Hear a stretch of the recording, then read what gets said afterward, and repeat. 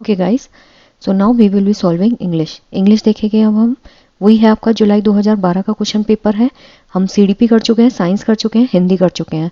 Language 2 जिन्होंने English ली थी ये उनके लिए है और लेवल 2 वालों का है। यहाँ पे सबसे पहले पैसेज है जो आपको पढ़ना है और जो क्वेश्चन है उनके आंसर्स आपको करने हैं। Africa was once filled with an abundance of wild animals. जो अफ्रीका है वो किसी टाइम पे बहुत ज़्यादा वाइल्ड एनिमल्स जो हैं उनके साथ भरा हुआ था। एबंडेंस मतलब बहुत ज़्यादा। But that is changing fast, लेकिन अब वो धीरे धीरे क्या है, जल्दी जल्दी बदल रहा है। One of these animals are black rhinoceros. उनमें से अगर कुछ एनिमल्स की बात करें तो ब्लैक राइनासोर्स हैं। Lives on the plains of Africa, जो अफ्रीका के प्लेन पे रहते हैं। It has very poor eyesight and a very bad temper. इसकी आईसाइट जो है वो बहुत कमज़ोर होती है और इसका टेम्परामेंट जो है वो बहुत पुअर होता है। टेम्परामेंट मतलब जिन लोगों को बहुत जल्दी गुस्सा आ जाता है, बहुत जल्दी खुश हो जाते हैं।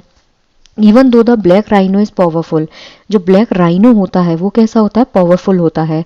एंड कैन बी डेंजरस, और बहुत खतरनाक हो सकता है। Its strength can't always help it to escape hunters. इसकी जो स्ट्रेंथ होती है वो हमेशा हेल्प नहीं कर सकती इसको शिकारियों से बचाने में। Some people think that the rhino horns are magical powers. कुछ लोग सोचते हैं कि राइनो के जो सींग होते हैं ना उनमें मैजिकल पावर होती है। And many hunters kill rhino for their valuable horns. और बहुत सारे जो हंटर्स हैं, शिकारी, वो सिर्फ उसके कीमती सींगों की वजह से ही राइनो को मारते हैं। This has cause the black rhino to be placed on the endangered species list. ये जो है वो कॉज कर चुका है ब्लैक राइनो को, जो कि चेंज किए जाते हैं, प्लेस किए जाते हैं। ब्लैक राइनो जो है उनको एंडेंजर्ड स्पीशीज लिस्ट में डाल दिया गया है। क्यों? क्योंकि इनके सींगों की वजह से बहुत ज़्यादा शिकार होता है। एंडेंजर्ड आपको पता है जो संकटापन्न जाति होती है, ठीक है, जो विलुप्त होने के कगार पे है। The elephant seems to represent all that is strong and wild in Africa. जो हाथी है, एलिफेंट जो है वो क्या करता है, स्ट्रॉन्ग भी होता है और वाइल्ड है, अफ्रीका में जंगली होता है। It once had no natural enemies. इसका कोई प्राकृतिक मतलब नेचुरल एनिमी नहीं होता, बट इज नाउ एंडेंजर्ड। लेकिन ये भी धीरे धीरे जो है वो एंडेंजर्ड होते जा रहे हैं। ये क्यों मारे जाते हैं? इसके आइवोरी टास्क के लिए। जो इसके चमकीले से जो मतलब ये दांत होते हैं ना आगे के, तो जो टस्क होते हैं उनकी वजह से। Wherever people are careless about the land, these are endangered species. जहाँ पे लोग जो हैं वो जमीन को लेके इतना केयरलेस हैं, वहाँ पे ये स्पीशीज धीरे धीरे खत्म होती जा रही हैं। Grizzly bears likely wander great distances. जो ग्रिजली बियर है वो भी क्या कर रहा है, धीरे धीरे एक्सटिंक्ट होता जा रहा है। Each bear needs up to 1500 square miles of territory to call its homeland. जो ग्रिजली बियर है उसको 1500 स्क्वायर की जमीन चाहिए होती है, माइल्स की, अपनी टेरिटरी बनाने के लिए। टेरिटरी मतलब अपना एक घर। Today because of forest have been clear to make room for people. धीरे धीरे जो जंगल है वो समाप्त हो जा रहे हैं क्योंकि लोग अपने घर को बनाते जा रहे हैं। The grizzly's habitat is shrinking and the grizzly is disappearing. इसी वजह से जो ग्रिजली है उनका हैबिटाट धीरे क्या है, खत्म होता जा रहा है, और जो ग्रिजली है वो धीरे धीरे डिसअपियर होते जा रहे हैं। It joins other endangered North American animals such as the red wolf and the American crocodile. ये क्या करता है, जो एंडेंजर्ड होती जा रही हैं, अगर एंडेंजर्ड स्पीशीज में आप देखोगे तो नॉर्थ अमेरिकन जो एनिमल्स हैं वो भी हैं। उसमें कौन सा है, रेड वुल्फ और American crocodile. In South America destruction of the rain forest threatens many animals. जो रेन फॉरेस्ट है वहाँ उनका जो धीरे धीरे डिस्ट्रक्शन होता जा रहा है वो भी बहुत सारे एनिमल्स को क्या कर रहा है, डरा रहा है। Unusual mammals such as howler monkey and the three toed sloth. जो अनयूजुअल मैमल्स होते हैं, अनयूजुअल मतलब जो यूजुअली हमको दिखाई नहीं देते, जैसे होवलर मंकी है और कौन सा है, थ्री टोड स्लोथ मतलब 3 पैर वाला स्लोथ, 3 उंगली वाला, सॉरी, वो भी धीरे धीरे एंडेंजर्ड होते जा रहे हैं। Beautiful birds like the great green Macau. जो ग्रीन मकाऊ है और जो गोल्डन पैराकीट है वो भी धीरे धीरे क्या है, खत्म हो रहे हैं। They are losing their homes in the rain forest. ये धीरे धीरे अपने घरों को खोते जा रहे हैं रेन फॉरेस्ट में। And thousands die when they are caught and shift off to the sold as exotic pets. और इनमें से बहुत सारे ऐसे हैं जो धीरे धीरे मरते जा रहे हैं, और जब इनको हम क्या करते हैं, शिप ऑफ करते हैं, एक जगह से दूसरी जगह लेके जाते हैं बेचने के लिए as an exotic pet. The giant panda of Asia is fascinating and unique animal. जो एशिया का जाइंट पांडा है वो एक फैसिनेटिंग एनिमल है, सुंदर लगता है और यूनिक है। Yet there are only about 1000 still living in the wild. केवल 1000 हैं जो इस जंगल में जी रहे हैं। The giant pandas diets consistently mainly of the bamboo plant. जो जाइंट पांडा हैं वो क्यों मरते हैं? क्योंकि धीरे धीरे बैम्बू प्लांट जो है वो खत्म होते जा रहे हैं। So when the bamboo plant die so does the panda. जैसे जैसे वो प्लांट मरेंगे वैसे वैसे पांडा खत्म होते जाएंगे। China is now making an effort to protect these special creatures from becoming extinct. जो चाइना है ना वो क्या कर रहा है, अब इनके ऊपर काम कर रहा है कि ये एक्सटिंक्ट ना हो। Unfortunately, it is people who cause many of the problems that animal face. Unfortunately क्या है, ये हम लोग हैं जो प्रॉब्लम क्रिएट करते हैं जिनको एनिमल फेस करता है। We alter and pollute their habitat. हम ही उनके जो हैबिटाट है, रहने की जो जगह है, उसको पोल्यूट कर रहे हैं और धीरे धीरे ऑल्टर कर रहे हैं। We hunt them for skin, tusk, fur and horns. हम उनका शिकार क्यों करते हैं? खाल के लिए, दांतों के लिए, फर के लिए और सींग के लिए। We destroy animals that get in the way of farming and building. हम क्या करते हैं? एनिमल्स को सिर्फ इसलिए डिस्ट्रॉय कर रहे हैं जिससे हम बिल्डिंग पे बिल्डिंग बनाते चलें। And we remove them from their natural habitat and take them home as pet. और हम क्या करते हैं? उनको उनके नेचुरल हैबिटाट से हटाते जा रहे हैं और घर में उनको लाके एज ए पेट हम रखते जा रहे हैं। ये जो एक्सट्रैक्ट है वो कहाँ से लिया है? गोन फॉरएवर बाय बारबरा रिवीज। अब ये जो क्वेश्चंस के आंसर है ना, ये आपकी ऑफिशियल आंसर की मुझे नहीं मिली थी। अगर किसी भी क्वेश्चन में आपको डाउट लगे तो आप कमेंट्स में बोल दीजिएगा। To introduce this passage which of these activities would be suitable to as a starter for the above passage. अगर इस पैसेज को हमें क्लास में इंट्रोड्यूस करना है तो इनमें से कौन सी एक्टिविटी जो है वो एक सुटेबल स्टार्टर रहेगा पूरे पैसेज को बच्चों को डिस्क्राइब करने के लिए। Showing A small audio visual clip on rhino, elephant and if possible pandas. अगर आप सिर्फ इन 3 पे क्लिप सुना दोगे, राइनो पे, एलिफेंट पे और पांडास पे, तो यहाँ पे तो और भी एनिमल्स हैं जिनके बारे में डिस्कशन हुआ है। Showing off an audio visual clip followed by A discussion. आप एक ऑडियो विजुअल क्लिप को शो कीजिए और एक डिस्कशन जो है वो भी क्लास में रखिए। तो ये क्या है? बहुत इफेक्टिव मेथड है। जब बच्चा डिस्कस करेगा ना, जब भी हम डिस्कशन में इन्वॉल्व होते हैं, वी ऑलवेज इन्वॉल्व एक्टिवली। आप एक्टिवली इन्वॉल्व होगे, आप खुद के ओपिनियन रखोगे, कोई फेवर में बोलेगा, कोई अगेंस्ट में बोलेगा, हम एक दूसरे की ओपिनियन को रिस्पेक्ट देते हैं। और जब आप ऑडियो विजुअल क्लिप देखोगे तो चीजें जो हैं वो आप क्या है, आपकी जो कान है और आंखें हैं वो भी क्या है, एक्टिवली पार्टिसिपेट करेंगी। Showing picture of the animals they are going to read about. अगर आप पिक्चर दिखा दोगे तो उससे बच्चे की नॉलेज एनहेंस नहीं होगी। Telling the student about the animals they are going to read about. सिर्फ बच्चों को ये बता देना कि हम सिर्फ इन जानवर के बारे में पढ़ेंगे, ये भी यहाँ पे गलत है। The first paragraph has words like abundance, magical, dangerous, valuable. Therefore, a teacher could aim to teach. जो पहला पैराग्राफ है जिसमें कौन से वर्ड्स आए? abundance आया है, magical आया है, dangerous आया है, valuable आया है। इसलिए एक टीचर जो है उसका मेन क्या हो सकता है पढ़ाने पे? Adjective, noun, conversion of noun into adjective and spelling. तो यहाँ क्या होगा? Option number 3 is correct. कैसे होगा? जो abundance होता है ना, abundance क्या है? abundance लैंड, ठीक है। तो ये क्या है? आप नाउन को किस में बदल रहे हो? धीरे धीरे एडजेक्टिव में। एडजेक्टिव क्या होते हैं? जो नाउन को स्पेसिफाई करते हैं, नाउन की क्या करते हैं? विशेषता बताते हैं। यहाँ पे क्या हो जाएगा? मैजिकल टाउन, मतलब जादुई कस्बा। तो यहाँ क्या है? ये आपने नाउन वर्ड यूज किया और ये क्या है? एक एडजेक्टिव है, ठीक है। Next is dangerous. Dangerous people, खतरनाक आदमी, ये सब क्या है? ये सब एडजेक्टिव के तौर पे यहाँ पे यूज हुए हैं। तो यहाँ पे कन्वर्जन ऑफ नाउन जो है उसको किस में किया है? एडजेक्टिव में। अब जैसे मैजिकल है, इसका नाउन क्या हो जाएगा? अगर आप नाउन देखोगे तो वो होता है मैजिक, यानी कि जादू दिखाना। डेंजर, डेंजर को किस में बदल दिया? डेंजरस में। वैल्यू, वैल्यू को किस में बदल दिया? वैल्यूएबल में। तो यहाँ पे टीचर का जो एम है वो conversion of noun into adjective है। Which of these can be used as an example of a complex sentence? यहाँ पे कौन सा जो है वो एक कॉम्प्लेक्स सेंटेंस के तौर पे यूज हुआ है? कॉम्प्लेक्स सेंटेंस होता है जिसमें एक तो होता है मेन क्लॉज। मेन क्लॉज होता है जो किसी पे भी डिपेंडेंट नहीं होता, अपने आप में कंप्लीट सेंटेंस होता है। और एक होता है सबऑर्डिनेट सेंटेंस। सबऑर्डिनेट सेंटेंस होता है जो मेन क्लॉज के ऊपर डिपेंडेंट होगा। अब यहाँ पे अगर हम देखें, Africa was once filled with in abundance of wild animals. Africa जो है वो किसी टाइम पे भरा हुआ था वाइल्ड एनिमल्स के साथ में। तो ये क्या है? अपने आप में पूरा ही एक सेंटेंस है, लेकिन ये सेंटेंस पूरा नहीं है। यहाँ पे पूरा सेंटेंस क्या है? अगर आप इस पैसेज में देखोगे, this is the complete sentence.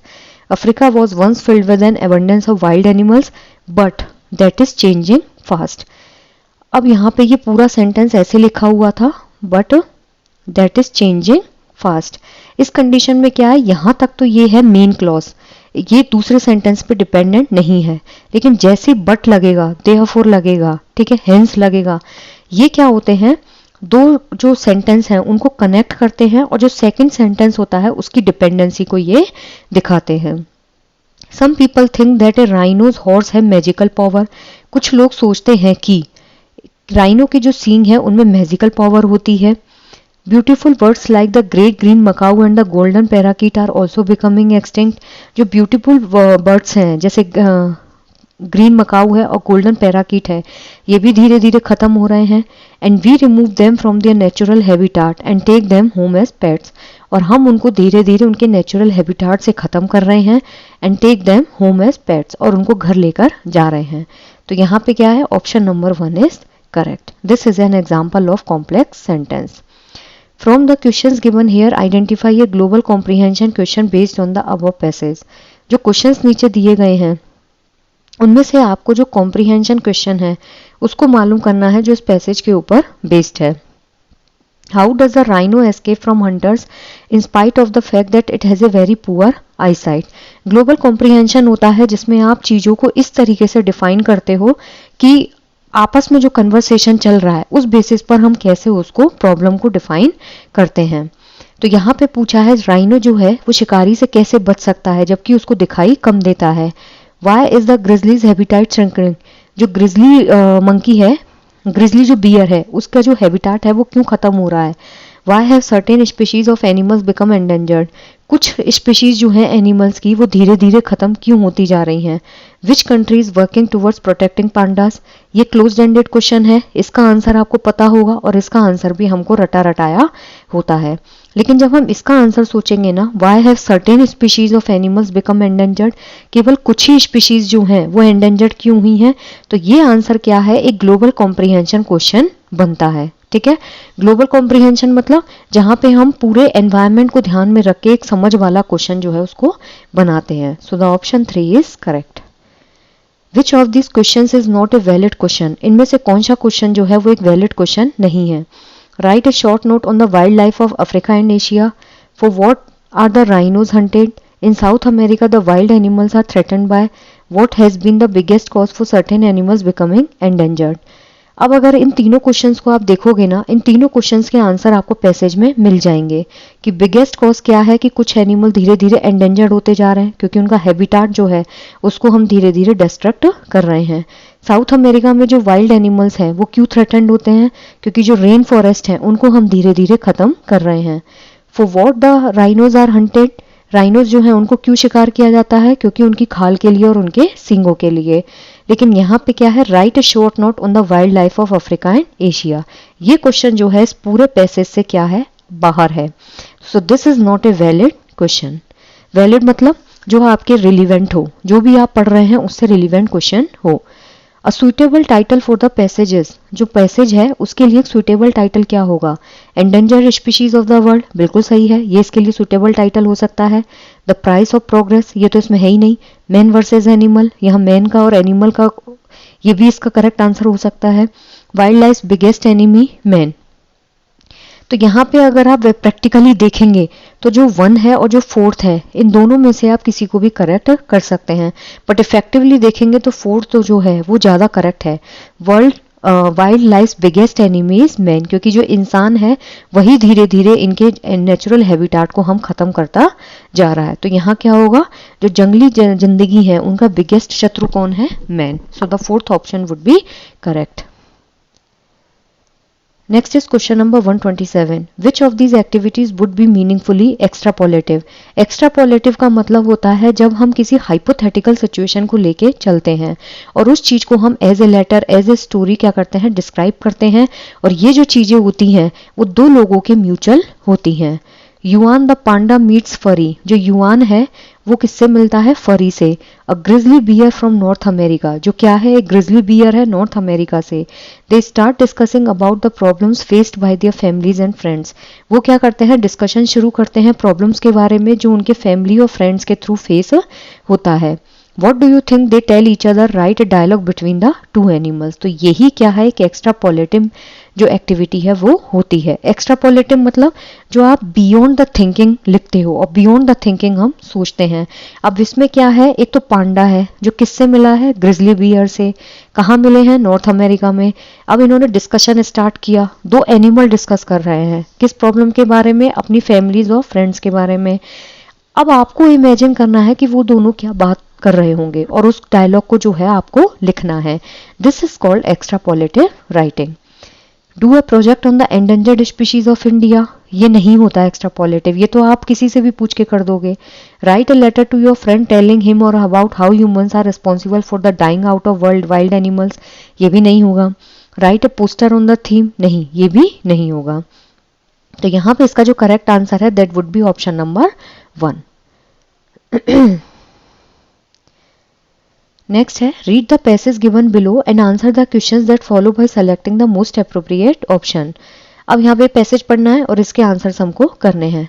Once upon a time there lived a sparrow in a tree, एक बार का टाइम था, एक चिड़िया जो है वो पेड़ में रहती थी। He was very happy to have a beautiful and comfortable nest of his own in the tree. वो बहुत खुश थी कि उसने एक बहुत खूबसूरत सा कंफर्टेबल जो घर है वो अपने ट्री में बना रखा था।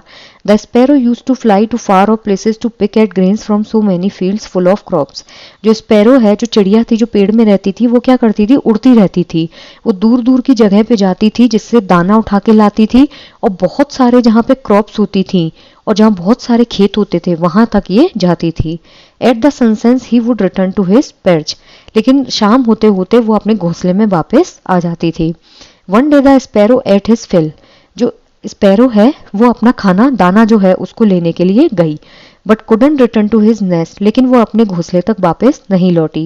Because of the heavy rains which continued for the whole night, क्योंकि जो भारी बारिश हो रही थी वो क्या है, पूरी रात चल रही थी। The sparrow had to spend the whole night in a big banyan tree, चिड़िया को क्या करना पड़ा, स्पैरो को पूरी रात जो है वो एक बड़े से बेनियान ट्री मतलब बरगद के पेड़ के नीचे निकालनी पड़ी। A little distance away from the home, और घर से वो ज्यादा दूर नहीं था। The next morning when the rain stopped and the sky became clear, अगली सुबह जब बारिश रुक गई और बादल एकदम साफ हो गए, the sparrow return to his tree, चिड़िया जो है वो वापस पेड़ तक लौटी, मतलब अपने घर वापस आई। He was astonished to find a rabbit occupying his beautiful and comfortable nest. वो आश्चर्यचकित रह गई, एस्टोनिश्ड मतलब सरप्राइज रह जाना, कि एक खरगोश जो है उसने उसके ब्यूटीफुल और कंफर्टेबल जो नेस्ट है उसको ऑक्यूपाई कर लिया था। The sparrow lost his temper, चिड़िया ने अपना टेम्पर खो दिया, and spoke to the rabbit, it's my home you are sitting in, please quit this place at once. ये मेरा घर है जिसमें आप बैठे हुए हैं, इस जगह को खाली कीजिए। Don't talk like fools, rabbit ने जवाब दिया कि मूर्ख जैसे बातें मत करो। Tree, river and lakes don't belong to anyone, पेड़, नदी और झीलें जो होती हैं वो किसी के लिए भी नहीं होती। Please like these are yours only to as long as you are living in, ये जो प्लेसेस होते हैं वो तब तक तुम्हारे होते हैं जब तक तुम वहां रह रहे हो। If someone else occupies it in your absence, अगर कोई तुम्हारी एब्सेंस में इनको ऑक्यूपाई करता है, it belongs to the new occupant, तो जो ऑक्यूपाई कर रहा है उसको हम बोलते हैं नया ऑक्यूपेंट, तो ये उसके हो जाते हैं। So go away and don't disturb me anymore, तो यहां से जाओ और मुझे डिस्टर्ब मत करो। But the sparrow was not satisfied with the illogical reply, लेकिन जो चिड़िया थी वो उसके इस जवाब से सेटिस्फाई नहीं थी। He said let's ask a person of wisdom and only then our case will be settle, उसने बोला कि हम किसी बुद्धिमान इंसान से पूछते हैं तभी हमारी प्रॉब्लम जो है वो सेटल होगी। At a distance from the tree there lived a wild cat, कुछ दूरी पे क्या थी, एक जंगली बिल्ली रहती थी। The cat somehow overheard the discussion that took place between the sparrow and the rabbit, जो जंगली बिल्ली थी उसने कैसे भी करके उनका डिस्कशन सुन लिया था जो स्पैरो और रैबिट के बीच में चल रहा था। कैट ने क्या किया, इमीडिएटली एक प्लान बनाया। He took a holy dip in the river, उसने एक पवित्र स्नान लिया रिवर में, and then sat like a priest, और वो एक असाधु महात्मा की तरह वहां बैठ गई। And began chanting God's name in a loud tone, और बहुत ऊंची ऊंची आवाज में वो भगवान का नाम लेना चालू कर दी। When the rabbit and the sparrow heard the cat chanting God's name, जब रैबिट ने और स्पैरो ने सुना कि चिड़िया जो है वो भगवान का नाम बहुत तेज तेज ले रही है, they approached him with a hope to get impartial justice, वो उसके पास इस उम्मीद में गए कि वो बिना किसी पार्शियलिटी के जजमेंट देगी। And requested him to pass a judgement in the matter, और उससे रिक्वेस्ट की कि वो इस मैटर में कोई जजमेंट पास करें।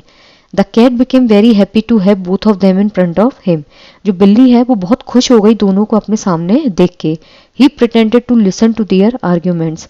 उसने ऐसे प्रिटेंड किया जैसे वो उनके आर्ग्यूमेंट को सुन रही है। But as soon as the right opportunity came, लेकिन जैसे ही राइट अपॉर्चुनिटी आई, the cat pounced upon both of them. जो कैट है उसने क्या किया, दोनों के ऊपर झपट्टा मार दिया। And he killed them and at them together with great relish. और बिना किसी पश्चाताप के उसने उन दोनों को खा लिया। ये जो पैराग्राफ है वो कहाँ से लिया गया है, पंचतंत्र।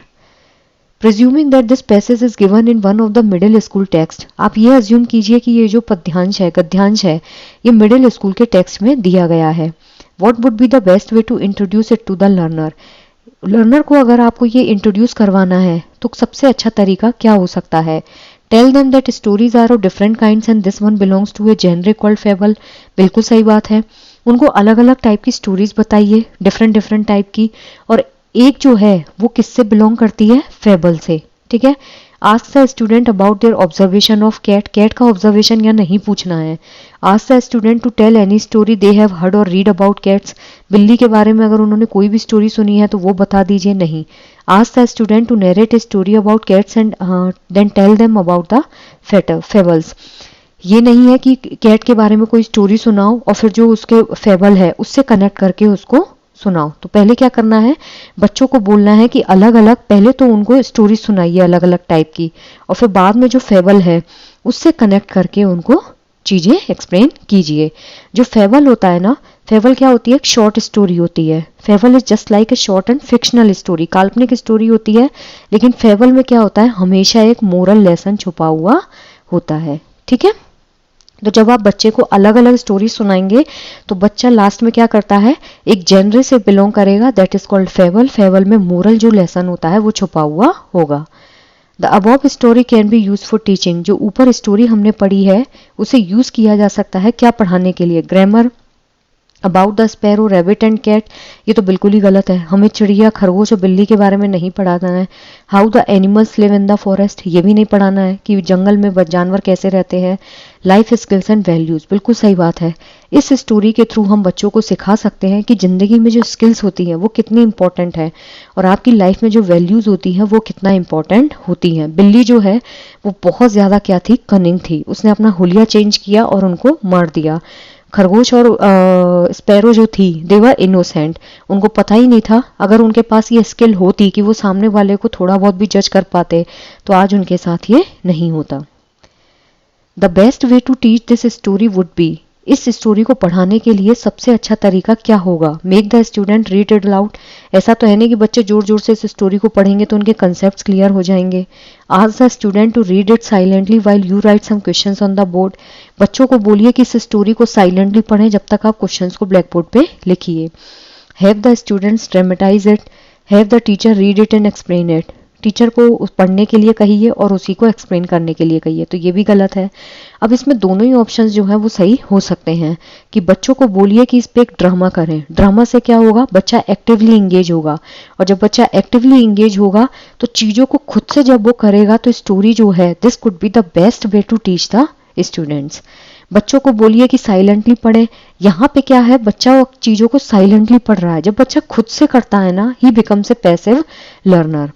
और ब्लैक बोर्ड पे सिर्फ आपने क्वेश्चंस लिख दिए तो उसमें आप एक्टिव हुए। तो यहाँ पे ऑप्शन नंबर 3 जो है वो मेरे हिसाब से सही होना चाहिए। आप ऑप्शन नंबर 2 को भी एक बार रख सकते हैं, but for me it's option number 3। To make the learners use their skill to evaluate, this should be asked to. जो लर्नर्स होते हैं उनको अपनी स्किल को इवेल्युएट करने के लिए आप उनसे क्या पूछ सकते हैं, make a presentation on what they have read. एक प्रेजेंटेशन बनाइए, उन्होंने इस स्टोरी से क्या पढ़ा। Analyse the action of the sparrow and the rabbit, जो स्पैरो है और जो रैबिट है उसके एक्शन को एनालाइज कीजिए। Have a group discussion to analyse the character of the cat, सिर्फ कैट के कैरेक्टर को एनालाइज करने के लिए हमें ग्रुप डिस्कशन करना होगा। Have a group discussion on quarrels don't solve problems, they only aggravate them. बिल्कुल सही बात है कि जो लर्नर्स हैं उनको अगर हमें स्किल सिखानी है कि कितने अच्छे तरीके से वो चीज़ों को, इवेल्युएशन की स्किल सीख सकते हैं। इवेल्युएशन मतलब जब आप किसी को जज करते हो, किसी का मूल्यांकन करते हो, तो ये स्किल लाइफ में बहुत ज़्यादा ज़रूरी होती है। तो उस कंडीशन में ज़रूरी है कि आप ग्रुप डिस्कशन कीजिए। ठीक है। ग्रुप डिस्कशन किस टॉपिक पे होना चाहिए कि जो लड़ाई झगड़ा होता है ना, उससे कभी भी प्रॉब्लम सॉल्व नहीं होती, बल्कि हम क्या करते हैं, उस लड़ाई झगड़े को इतना ज़्यादा खींच देते हैं और लास्ट में जो दो लोग लड़ रहे होते हैं ना, उनका ही लॉस होता है और किसी तीसरे का फायदा होता है। The story can be divided into 2 parts, the fight and the judgement, 3 parts, the beginning of the problem, confrontation, end of the problem, 4 parts, the sparrow hunting for food, the rain, the rabbit and the cat, and no parts at all. For me, the answer should be option number 2. Correct, मेरे पास official answer की नहीं है। I repeat, अगर आपको किसी भी question का answer गलत लगे, you can comment me in the you can pin me in the comment section. तो जो स्टोरी है वो 3 पार्ट्स में मेरे ख्याल से डिवाइड होनी चाहिए, क्योंकि पहला पार्ट जो है वो तो प्रॉब्लम की शुरुआत है, जब चिड़िया बाहर दाना लेने जाती है और फिर उनके बीच में लड़ाई स्टार्ट हो जाती है। सेकंड पोर्शन है कन्फ्रंटेशन, जहाँ पे चिड़िया जो है वो खरगोश को कन्फ्रंट करती है कि why are you occupying my nest. Third है एंड ऑफ द प्रॉब्लम, वो बिल्ली के पास जाते हैं, बिल्ली दोनों को ही मार के खा जाती है। So the option 2 should be correct. This story uses animal to tell us about how human beings behave. It's all about sparrow and rabbit. ये पूरी स्टोरी सिर्फ चिड़िया और रैबिट के बारे में नहीं है। It's just like a fable, जिसमें आपको एक मोरल जो इथिक्स है और मोरल स्टोरी जो है वो आपको सुनने को मिल रही है। Tells us about life in the forest, ऐसा नहीं है कि जंगल में जिंदगी कैसी होती है उसके बारे में बता रहा है। Tells us that cats are not friendly, ये भी यहाँ पे गलत है, बल्कि यहाँ क्या है, यहाँ एनिमल्स को यूज किया गया है।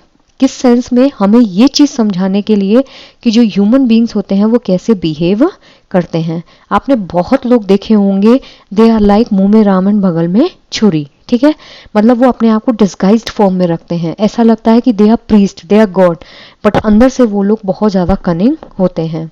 सो in this story they have used animal just to showcase us and just to predict us that human beings are also like, ठीक है। Next is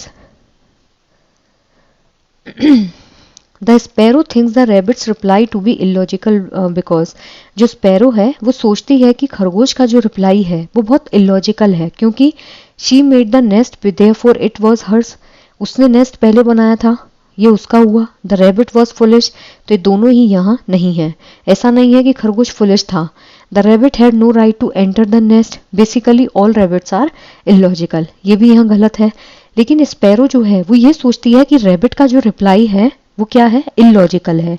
तो उसके पीछे का रीजन एग्जैक्टली क्या था, उसको ऐसा क्यों लगा, क्योंकि रैबिट जो है उसके पास कोई भी राइट नहीं था उसके घर में घुसने का। अगर मान लो आप घर में नहीं हैं तो कोई आपके घर को ऑक्यूपाई कर लेगा और फिर वो बोलेगा कि ये घर इसलिए है क्योंकि आप यहाँ नहीं थे। Would you be satisfied with that answer कि हमारे घर में कोई और आके रह रहा है तो वो यहाँ पे रह सकता है। अब यहाँ पे थर्ड ऑप्शन भी करेक्ट हो सकता है और फर्स्ट भी करेक्ट हो सकता है, because she made it and therefore it was hers, इसलिए वो उसका था। तो यहाँ फर्स्ट भी करेक्ट हो सकता है, थर्ड भी करेक्ट हो सकता है, बट मेरे according the third answer should be go on. This story should, ये जो कहानी है, should be read at home and discussed in class. ऐसा नहीं है कि आप घर से पढ़ के आओ क्लास में डिस्कस करो। Be use for motivating the student to read more tales from Panchatantra, बच्चों को मोटिवेट करना चाहिए जिससे कि वो पंचतंत्र जो है उससे और भी ज़्यादा स्टोरीज को पढ़ें।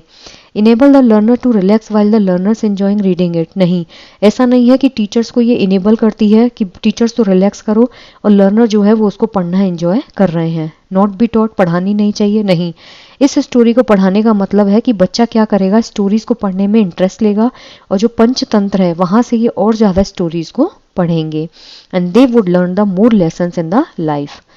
Which of these would be a valid learning objective for teaching in a drama?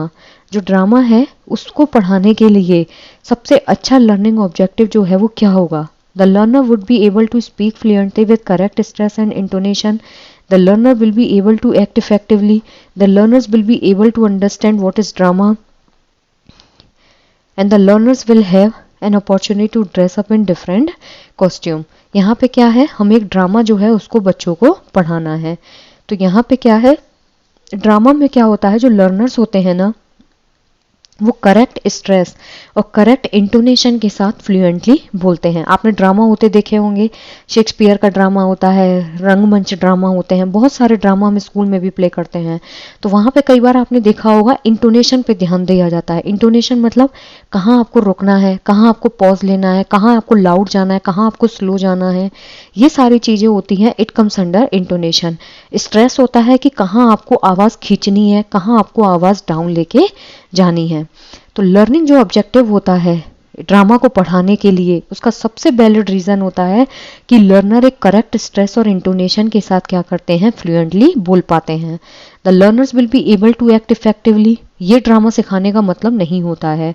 Learner जो है वो समझ पाएंगे कि ड्रामा क्या होता है, ये भी गलत है, और लर्नर जो है वो अलग अलग कॉस्ट्यूम में इस चीज़ को गेन करेंगे, ये भी यहाँ पे गलत है। To identify and measure the learner's potential for his or her specific abilities and skills such as music, science, medicine, etc. for school.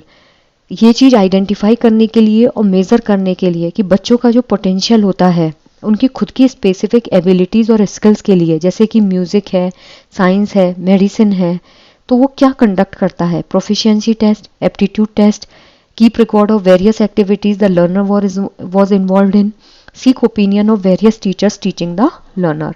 तो यहाँ इसका जो करेक्ट आंसर होगा that would be option number 2। ये एप्टीट्यूड टेस्ट जो है ना उसको कंडक्ट करता है। What is aptitude? एप्टीट्यूड का मतलब होता है चीज़ों को देखने का नज़रिया। हर किसी का एटीट्यूड अलग है, हर किसी का एप्टीट्यूड अलग है। इसमें क्या होता है, बच्चे का जो पोटेंशियल है उसको हम मेज़र करते हैं। कैसे? उसकी कुछ स्पेसिफिक स्किल्स होंगी, कुछ स्पेसिफिक एबिलिटीज़ होंगी। जैसे म्यूज़िक, हर बच्चा तो म्यूज़िक नहीं जानता।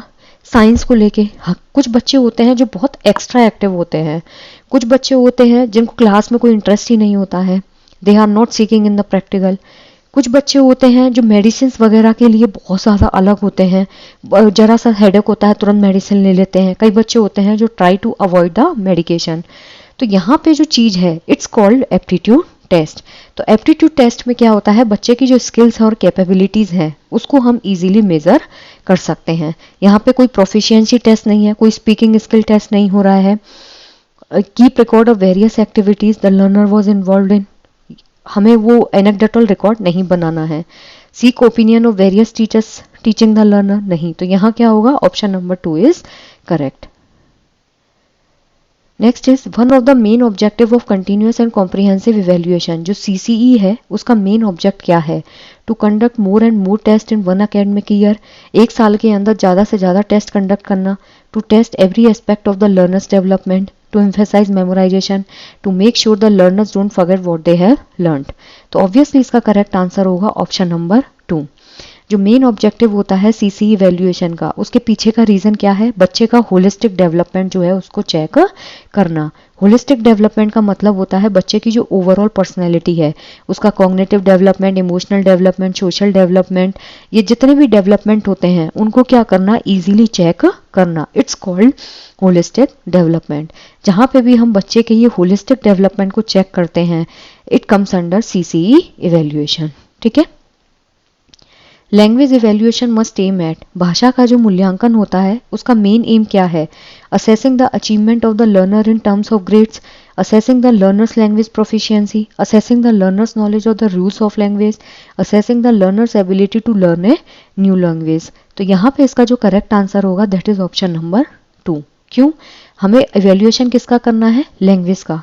तो जब आप किसी भी चीज़ का इवैल्यूएशन कर रहे हो तो बच्चे के अंदर आप क्या देखोगे कि बच्चा कितना प्रोफिशिएंट उसमें है, बच्चे की जो लैंग्वेज है उसका वो कितना इफेक्टिव तरीके से वो क्लास में यूज़ कर पा रहा है, कहाँ जहाँ उसको ज़रूरत है वहाँ वो कितना रुक रहा है, कितना इफेक्टिव तरीके से लैंग्वेज में वो चीज़ों को कन्वे कर पा रहा है। ठीक है।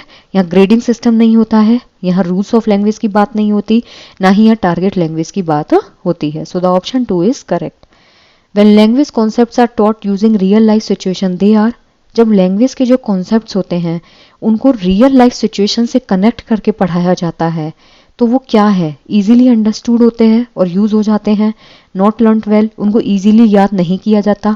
Being taught naturally and so enable the learners to use them easily, naturally जो है उनको पढ़ाया जाता है और लर्नर्स को इस लायक बनाया जाता है कि इनको ईजी वे में वो यूज़ कर पाएँ। Being taught in the same way as the learners mother tongue, उनको सेम तरीके से पढ़ाया जाता है जिस तरीके से वो मदर टंग को पढ़ते हैं। तो यहाँ पे इसका करेक्ट आंसर होगा बीइंग टॉट नेचुरली। ठीक है, जो लैंग्वेज के कॉन्सेप्ट्स होते हैं ना, वो बच्चों को जब आप रियल लाइफ सिचुएशन में यूज करके पढ़ा रहे हो, मतलब बच्चे को आप नेचुरली चीजें सिखा रहे हो, बच्चा उसको नेचुरली क्या कर रहा है, एक्वायर कर रहा है, जिसमें बच्चा इस चीज को लेके इनेबल होता है कि वो आगे चल के उस लैंग्वेज को प्रॉपर तरीके से अपनी रियल लाइफ में इजी वे में यूज कर पाए। So the option 3 is correct. For story mapping of a narrative text the learners can be asked to.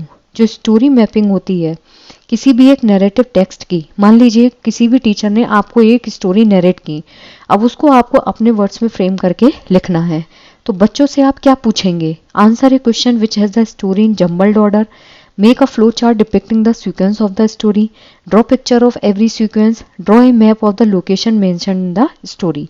पहली बात तो हमें लोकेशन से कोई लेना देना नहीं है, जो भी उस स्टोरी में आई है। हर सीक्वेंस का पिक्चर जो है वो बच्चा ड्रॉ नहीं कर सकता। एक फ्लो चार्ट बनाइए जो ये डिपिक्ट करता है कि स्टोरी का सीक्वेंस क्या है। लेकिन यहाँ पे एक चीज याद रखिएगा, हमें स्टोरी की क्या करनी है, मैपिंग करनी है ऑफ ए नैरेटिव टेक्स्ट, कोई भी टेक्स्ट जो एक स्टोरी को नैरेट कर रहा है। तो लर्नर से हम पूछेंगे कि एक क्वेश्चन बनाइए, ठीक है, एक क्वेश्चन का आंसर दीजिए जिसमें स्टोरी जो है वो एक जम्बल्ड ऑर्डर में मेंशन्ड है। ठीक है, answer a question which has the story in jumbled order. Jumbled order मतलब जहाँ जम्बलिंग होती है, एक शब्द यहाँ है, एक वर्ड वहाँ है, एक सेंटेंस वहाँ है, तो जब हम उसको अरेंज करते हैं it's called jumbled order. So the option 1 is correct. The curriculum and the teachers execution of it should help. जो करिकुलम होता है और टीचर का जो एग्जीक्यूशन होता है वो किसको मदद करना चाहिए, the learners to become thorough with the curriculum, enhance the learner's self-esteem, the learners to get good grades, the learner to become good communicator। तो यहाँ पे इसका जो करेक्ट आंसर होगा that would be option number 1। ठीक है, जो curriculum होता है और जो टीचर्स का एग्जीक्यूशन होता है वो किस चीज में हेल्प करता है, बच्चे की जो करिकुलम है लर्नर्स को, मतलब करिकुलम के थ्रू चीजों को समझने में, करिकुलम जो है उसके मतलब एक पूरा ब्रीफिंग जो होती है उसमें ये एक हेल्प करता है। The learners to become thorough and curriculum, curriculum के साथ बच्चा जो है आगे बढ़ता है। So the option 1 is correct. Self esteem नहीं, गुड ग्रेड नहीं, कम्युनिकेटर नहीं, करिकुलम से बच्चा कैसे कम्युनिकेटर बनेगा। The skill of introducing the lesson, जो लेसन है उसको इंट्रोड्यूस करने की जो स्किल होती है, it depends on the ability of the teacher, can be used only if the student are receptive, makes the teaching learning environment congenial, creating curiosity and motivating the students, makes the lesson interesting। तो यहाँ पे इसका जो correct answer होगा that is option number 3। किसी भी lesson जो है उसको इंट्रोड्यूस करने की जो स्किल होती है ना, वो कभी भी टीचर की एबिलिटी पे डिपेंड नहीं करेगी, ना ही बच्चे के ऊपर कि कितना इफेक्टिव तरीके से वो उसको ग्रेस्प करते हैं, बल्कि जो टीचिंग लर्निंग एनवायरनमेंट है कि टीचर और बच्चे के बीच में बॉन्डिंग कैसी है, बच्चे को आपने कैसा एनवायरनमेंट दे रखा है, कितना इफेक्टिव तरीके से आप बच्चे को पढ़ा रहे हैं, क्रिएटिंग क्यूरियोसिटी, आपने बच्चे के अंदर कितनी क्यूरियोसिटी पहले से डेवलप कर रखी है और कितना अच्छे तरीके से आप स्टूडेंट्स को मोटिवेट कर सकते हैं। So the option 3 is correct. According to NCF 2005 across the curriculum approach for teaching English means, जो NCF 2005 है उसके अनुसार जो करिकुलम अप्रोच है, करिकुलम की जो एक अप्रोच होती है उसके अक्रॉस इंग्लिश को पढ़ाने के लिए, इसका क्या मतलब है, मतलब आप इंग्लिश को करिकुलम के थ्रू बच्चों को पढ़ाइए। Using English as a medium of instruction for all subjects, breaking down barriers between English and other subject, having a separate curriculum for English which goes beyond the other subject, treating English as one of the subject in the curriculum. पहला option बिल्कुल गलत है कि सिर्फ English ही एक ऐसा medium रह जाएगा जिसमें आपको सारे बच्चों को पढ़ाना है, नहीं, इंग्लिश जो है उसको हमें करिकुलम के थ्रू बच्चों को पढ़ानी है। ब्रेकिंग डाउन बैरियर बिल्कुल सही बात है, इसका काम होता है कि जो भी इंग्लिश और दूसरी जो सब्जेक्ट्स हैं उनके बीच का जो बैरियर है उसको खत्म करना। हम इंग्लिश जो है उसके थ्रू पूरे करिकुलम को रीड कर सकते हैं। हैविंग ए सेपरेट करिकुलम, ऐसा नहीं है कि इंग्लिश के लिए हम अलग से करिकुलम बनाएंगे जिसमें इंग्लिश जो है वो दूसरे सब्जेक्ट से ऊपर हो जाएगी, ऐसा नहीं होता है। ना ही हमें इंग्लिश को ऐसे ट्रीट करना है कि वो सबसे बेस्ट सब्जेक्ट है पूरे करिकुलम में। सो the option 2 would be correct. Language evaluation should, जो लैंग्वेज का मूल्यांकन होता है वो क्या मेजर करना चाहिए? Learners language proficiency not be tied as achievement in a particular syllabi, use only written tests, to be identify the learner's proficiency to translate from his mother tongue into English। तो यहाँ इसका correct answer क्या होगा? Option number 1। ये question हमने पहले भी किया है कि जो लैंग्वेज इवेल्युएशन होता है उसका मेन फोकस होना चाहिए कि बच्चा कितना प्रोफिशिएंट तरीके से लैंग्वेज को यूज कर रहा है। जो बच्चा है, लर्नर जो है, उसकी लैंग्वेज जो है वो कितना इफेक्टिव है और कितना बिना मिस्टेक के वो उसको प्रॉपर यूज कर रहा है। एक्विजिशन ऑफ वोकेबलरी, एक्विजिशन जो होता है वो हमेशा कैसा होता है? नेचुरल, इसमें कोई ट्रेन टीचर नहीं होता। तो वोकेबलरी का जो अर्जन होता है इस cramming more words, learning big words, learning words in totality and yielding the power to use them effectively, learning word families. Cramming मतलब चीजों को रटना, जब आप वर्ड्स को रटते हो वो एक्विजिशन ऑफ वोकेबलरी नहीं होगा। लंबे लंबे शब्दों को रट लेना वो भी वोकेबलरी अर्जन नहीं होगा। लेकिन जो ऑप्शन 3 है वो बिल्कुल सही है कि जो वर्ड्स होते हैं, ठीक है, उनका अधिगम करना और उनको इफेक्टिव तरीके से अपनी रियल लाइफ में यूज करना। जब आपकी लैंग्वेज क्लियर होगी और इफेक्टिव होगी तो सामने वाले को उतना अच्छे से वो समझ में आता है। So the option 3 is correct. For enabling her student to gain mastery over English the teacher should, बच्चों को इस लायक बनाना कि वो इंग्लिश के ऊपर क्या करें? मास्टरी गेन कर लें। जब आप किसी भी सब्जेक्ट में या किसी भी टॉपिक में मास्टरी गेन करते हो तो इसका मतलब होता है आप इंट्रिंसिकली मोटिवेटेड हो। तो इसमें टीचर को क्या करना चाहिए? Regularly expose the learners to a variety of language input. आप जो लर्नर है उसको रेगुलरली एक्सपोज कीजिए लैंग्वेज इनपुट के एक एनवायरनमेंट में। Constantly check the learner for all the error they make, बच्चे को कॉन्स्टेंटली चेक कीजिए जो भी वो गलती कर रहा है। नहीं, हमें बच्चे को कॉन्स्टेंटली चेक नहीं करना है उसकी गलतियों के लिए, because errors are always accepted in the learning. Emphasize learning of grammar, grammar को रटने पे ध्यान दीजिए, नहीं, उनके वर्नाक्यूलर जो है उसको यूज करना स्टॉप कीजिए, नहीं। यहाँ क्या होगा? बच्चे को आप इतना ज्यादा एक्सपोजर दीजिए कि बच्चा लैंग्वेज जो है उसका इनपुट एक इफेक्टिव तरीके से आपको दे पाए। Curriculum should enable the learner to think critically, this involve, जो करिकुलम होता है वो बच्चों को क्या करता है? क्रिटिकली सोचने के लिए इनेबल करता है। तो इसमें क्या इन्वॉल्व है? Ability to learn information, ability to find fault, ability to carefully analyse and evaluate information, ability to think freely.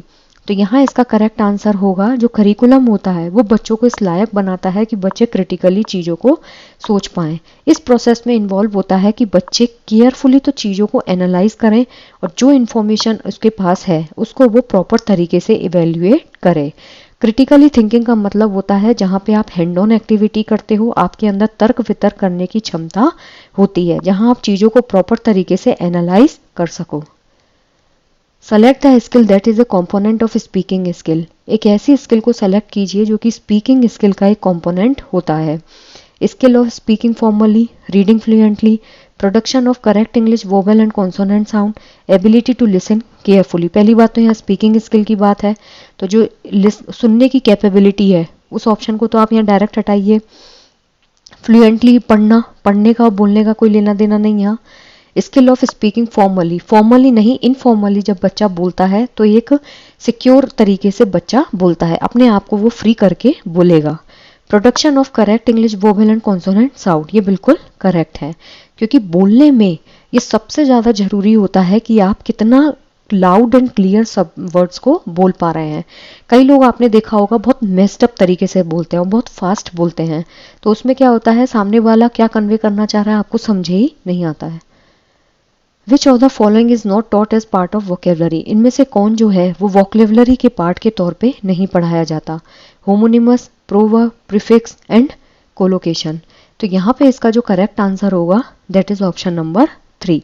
जो प्रीफिक्स होते हैं वो कभी भी वोकेबलरी में नहीं आते।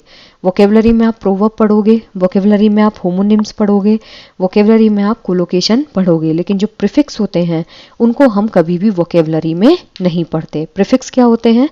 हम दो चीज पढ़ते हैं, एक प्रीफिक्स होता है, एक सफिक्स होता है। प्रीफिक्स क्या होते हैं आपके हिंदी में देखें तो उपसर्ग, जो किसी भी वर्ड के आगे लग के उसका मीनिंग चेंज कर देते हैं। और एक क्या होते हैं आपके सफिक्स, सफिक्स क्या होते हैं? जो वर्ड के पीछे लग के उसका मीनिंग चेंज कर देते हैं। अगर आपसे पूछे कि होमोनिमस क्या होता है, होमोनिमस का मतलब होता है जिसमें स्पेलिंग सेम होती है और प्रोनाउंसिएशन जो है वो भी सेम होगा, लेकिन जो मीनिंग होता है ना वो अलग अलग होगा। इसमें क्या होगा, स्पेलिंग जो है वो तो सेम रहेगी, ठीक है, प्रोनाउंसिएशन सेम रहेगा, लेकिन जो मीनिंग होता है वो क्या होगा, इसमें अलग अलग हो जाएगा, ठीक है। जैसे हम राइट और राइट की बात करें, एक होता है WRITE, राइट मतलब लिखना, और एक होता है RIGHT, राइट मतलब क्या होता है, सही। तो ये क्या होते हैं आपके होमोनिमस। एक होता है प्रोवर, प्रोवर्ब क्या होती है, प्रोवर्ब मतलब जब हम कुछ मुहावरे या लोकोक्ति टाइप जो होता है, इडियम्स जिसको हम बोलते हैं, जैसे action speak louder than words, the Apple doesn't fall from the tree, ये सब क्या होते हैं आपके प्रोवर्ब्स होते हैं, जहाँ पे हम लैंग्वेज को थोड़ा अलंकृत करने के लिए जो हम बोलते हैं उस चीज में, लैंग्वेज को और ज्यादा डेकोरेट करने के लिए हम इनको यूज करते हैं। कोलोकेशन क्या होता है, कोलोकेशन होता है जहाँ पे हम क्या करते हैं, शब्द जो हैं उनको एक संग यूज करते हैं, मतलब हम क्या करते हैं, शब्द विन्यास बनाते हैं, पेयर बनाते हैं हम किसका, वर्ड्स का, पेयर्स ऑफ वर्ड्स, जो कि बहुत टिपिकली हम यूज में करते हैं। इनको सिनोनिम वगैरह जो है उसमें भी देखा जाता है, ठीक है। तो यहाँ पे क्या है, आपको अच्छे से समझ में आया। जैसे नाउन नाउन को आप जोड़ दोगे, वर्ब को जोड़ दोगे, वर्ब एडवर्ब जोड़ दोगे, it comes under collocation. But vocabulary जो होती है उसके अंदर हम प्रीफिक्स जो है उसको यूज नहीं करते। सो the option 3 is wrong. So I just hope guys कि आपको ये अच्छे से समझ में आया इंग्लिश। कुछ आंसर्स ऐसे हैं जो मेरे पास ऑफिशियल आंसर की नहीं थी। सो अगर आपको किसी भी क्वेश्चन में डाउट लगे तो आप कमेंट्स में बोल सकते हैं। Thank you.